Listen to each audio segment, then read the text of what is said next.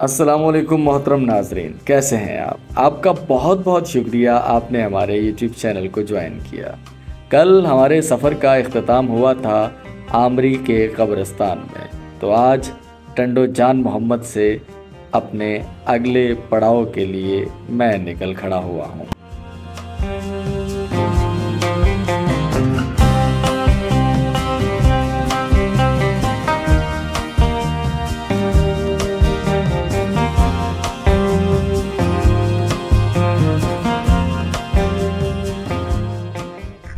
मेरे अकब में कुछ आपको पुरानी इमारत नज़र आ रही होगी और कुछ गुमान भी लग रहा होगा कि ये रेलवे स्टेशन की इमारत कभी रही होगी।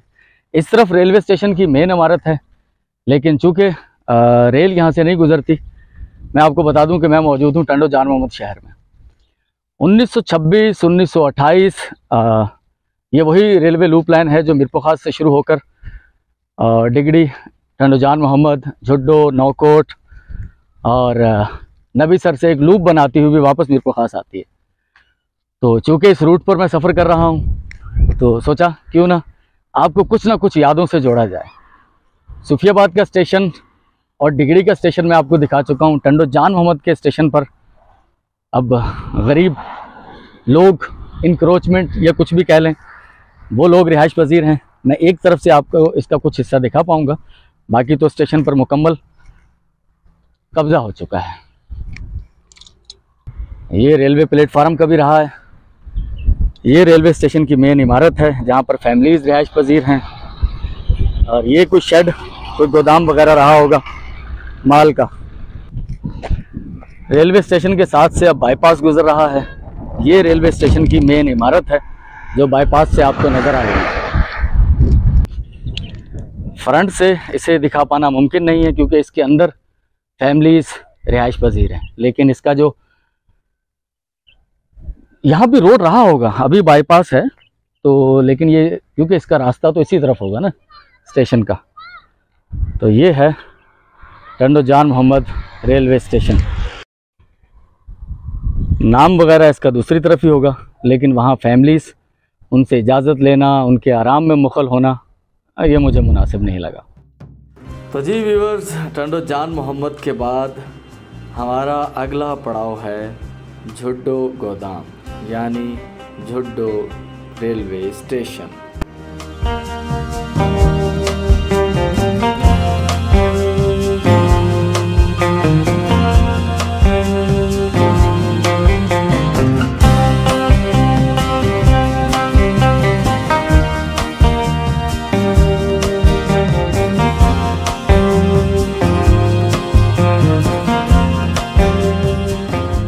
ये मध्यम से आसार आपको रेल पटरी के नज़र आ रहे होंगे।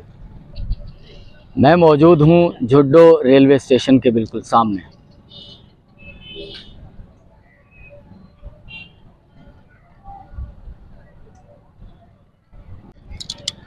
झुड्डो शहर, झुड्डो रेलवे स्टेशन। इस शहर की और इस रेलवे लाइन की एक अपनी तारीख होगी, लेकिन लियाकत खान साहब मीरपुर खास में रेलवे स्टेशन मास्टर रहे, कराची रिटायर होने के बाद मुकीम हैं। उनका आबाई ताल्लुक झुड्डो से था। जिस वक्त पाकिस्तान मारज़ वजूद में आया, उस वक्त इस रेलवे स्टेशन पर उनके वालिद साहब स्टेशन मास्टर थे।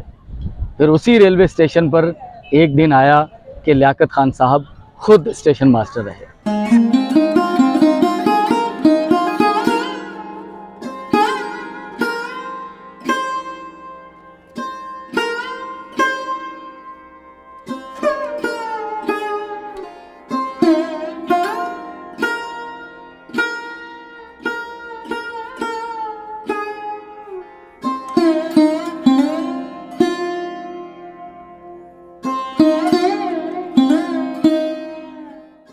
ये कभी मुसाफिर खाना रहा होगा। छत इसकी तबाह हो चुकी है, लेकिन भाईचारगी का आलम है कि इंसान भी यहीं आराम करते हैं। और माशाल्लाह ये अमेरिका की एक सियासी पार्टी का निशान, वो भी यहीं क़याम करते हैं।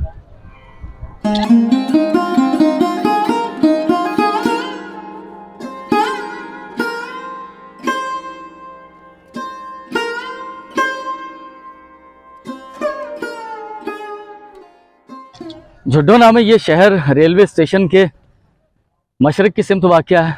सूरज से अंदाज़ा लगाया मैंने। और इसी तरफ लंबूतरा सा कुछ फैला हुआ है। रेलवे लाइन की उस तरफ रोड और उसके उस तरफ भी आबादी हो चुकी, लेकिन वो निस्बतन मेरा ख्याल है कि नई आबादी है। पुरानी आबादी मशरकी सिमत में ही है।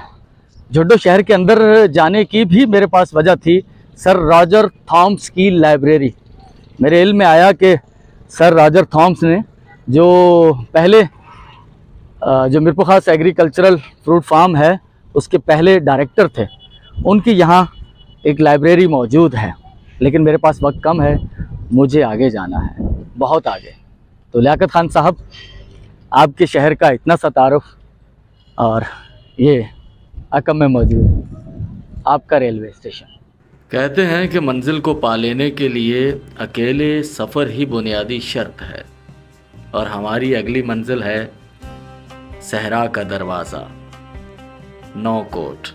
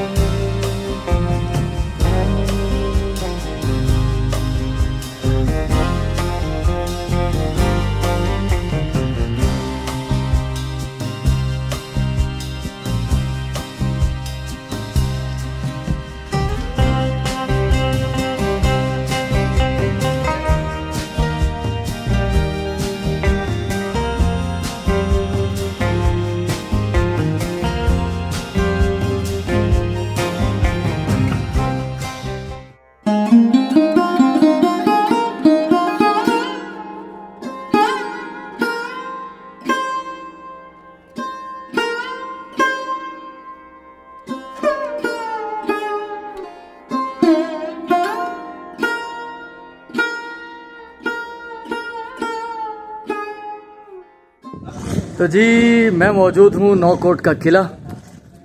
ये है दाखिली शहर। अगर आप मीरपुर खास से आते हैं तो थर में दाखिल होने का गेट ऑफ वे थर।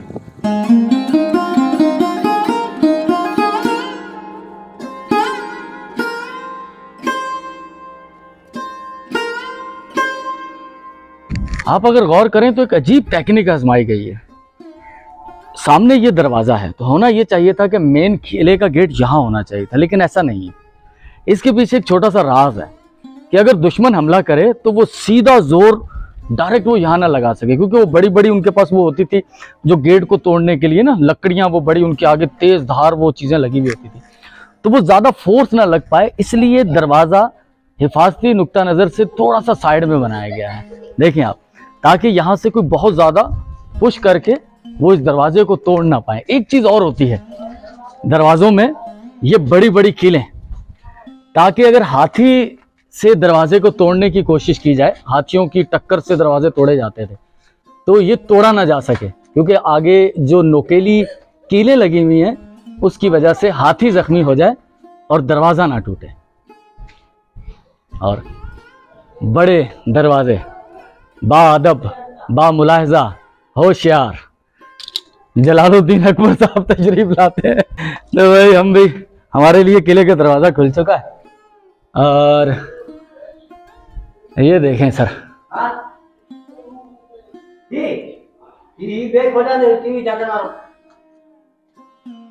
दरवाज़ा बंद कर दिया जाए, बादशाह सलामत अंदर आ चुके हैं, ठीक है महाबली, तो ये दरवाजे लॉक कर दिए जाएं।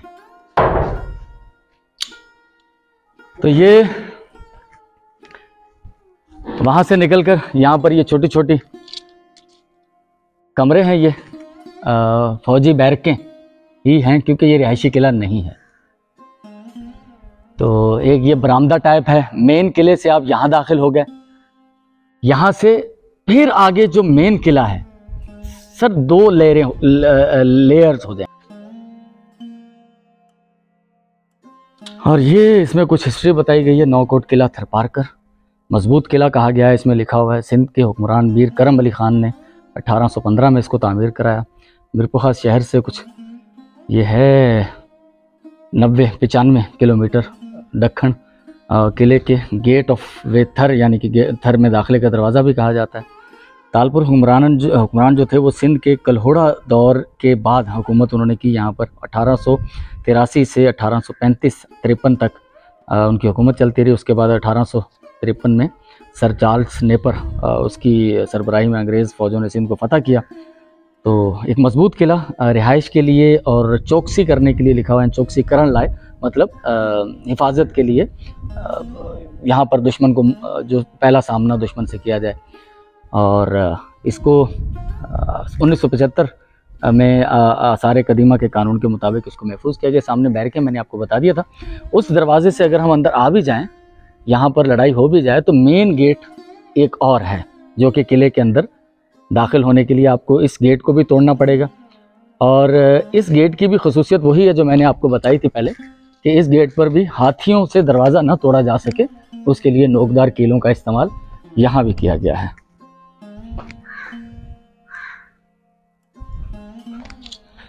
तो जी फाइनली किले के अंदर मैं आ चुका हूँ। जब मैंने इससे पहले आखिरी बार यहाँ आया था तो कोई 20 साल कमोबेश पहले। अंदर कोई ख़ास इमारत नहीं बची। ये चंद बैरक्स हैं यहाँ पर मेरे इस तरफ, और सीढ़ियाँ मैं आपको ऊपर लेके जाता हूँ। पहले मैं आपको ये दिखा दूँ, यहाँ पर ये किला जो है बाकी ये खाली है। इसके अंदर की इमारतें सब ख़त्म हो चुकी हैं। कुछ यहाँ पर बैरक्स में मौजूद हैं।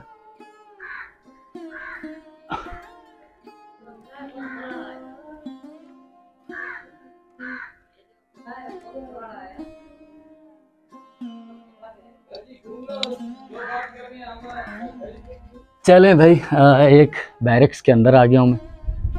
छत इसकी नहीं है, टूट चुकी है। आप सोच सकते हैं कि ये 150-200 साल हो चुके हैं इसे। दीवारें खासी मोटी बनाई जाती थी हिफाजती नुक्ता निगाह से।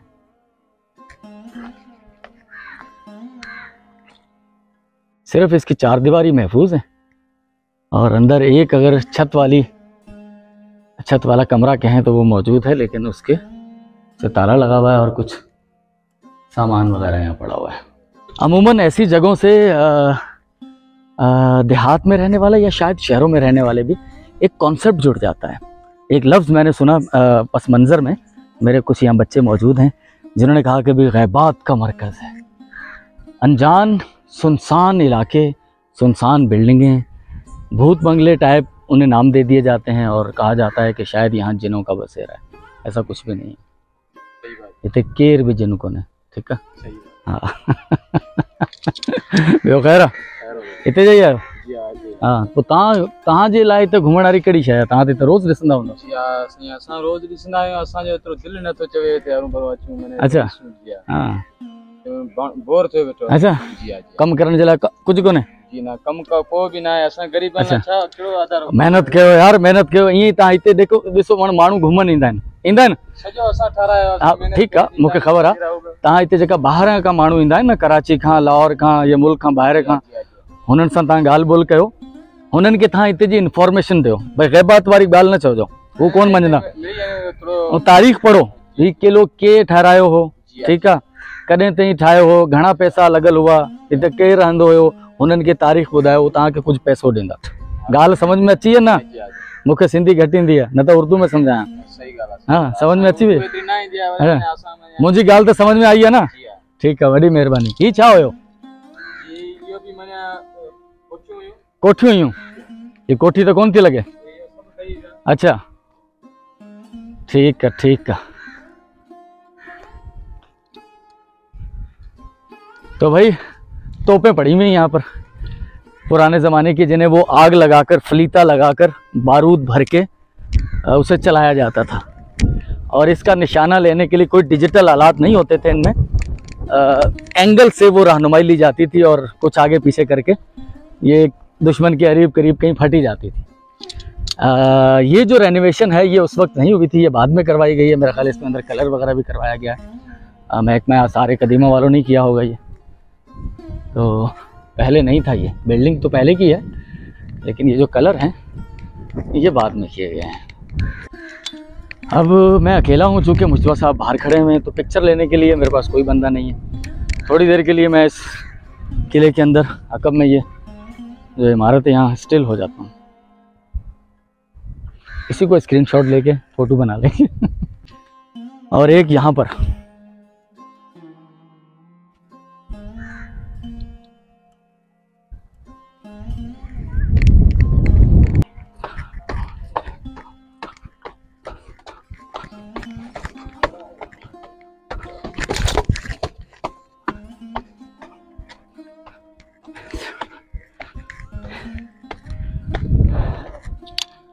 कोई 32, 33, 34 सीढ़ियाँ मैंने गिनी हैं। सांस चढ़ गया ऊपर आने के लिए। सर सांस चढ़ गया।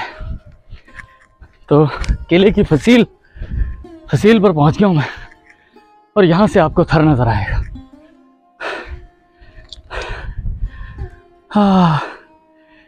तोप का रुख दुश्मन की तरफ है, तो देख लें जी, इसलिए इसे गेट ऑफ वेथर कहा जाता है। सामने आपको टीले नज़र आ रहे होंगे, तो यहाँ से थर शुरू हो जाएगा।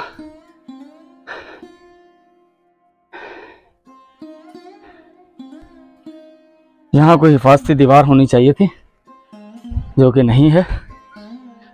और सामने का मंजर,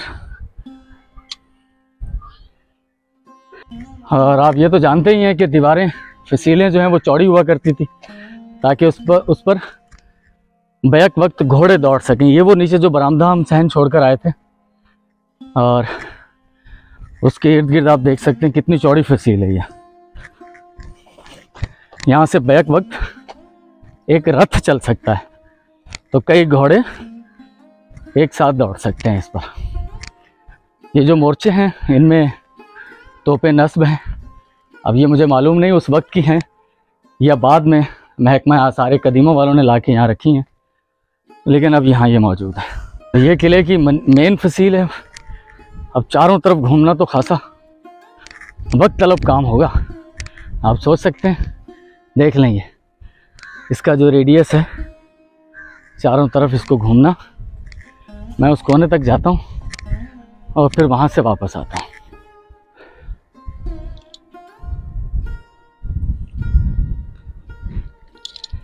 तो चलें जी, अब पूरा चक्कर तो मुझसे नहीं लगेगा। सेम यही चीज़ है जो यहाँ है, वहाँ भी यही है, और मुझे यहाँ से चलना है। पता नहीं मैंने आपको बताया या नहीं बताया, कैसे ये सफ़र शुरू हुआ और कहाँ मैं नौकोट के किले में हूँ अब। तो बहरहाल कोशिश करेंगे कि आपको जहाँ जहाँ हम जाएं उनमें से कुछ हिस्टोरिकल हो, दिलचस्प हो,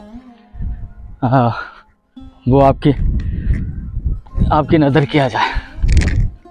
और अच्छा लगे तो मुझे ज़रूर बताइएगा। कभी आपका यहाँ विज़िट हुआ हो तो तब भी अपनी यादों को दोबारा से ताज़ा कीजिएगा, ठीक है। और हमें दुआओं में याद रखिएगा। अब ये इसके मुख्तलिफ पार्ट बनेंगे। जितना ज़्यादा मैं ट्रैवल करूँगा, हो सकता है 2-4 दिन मुझे लगे, तो फिर किस्तवार इसे अपने सहराए थर के सफ़र को आपके लिए पेश किया जाएगा। मोरा ऐं तुंहिंजो पुट पवना, माशाल्लाह। मोरा ऐं पवना। तुंहिंजो किशोर। अशोक कंहिंजो? तुंहिंजो निहाल। ऐं तुंहिंजो अजय देवगन। हिकु मली ज़रदारी तो कोन्हे तूं? हाँ,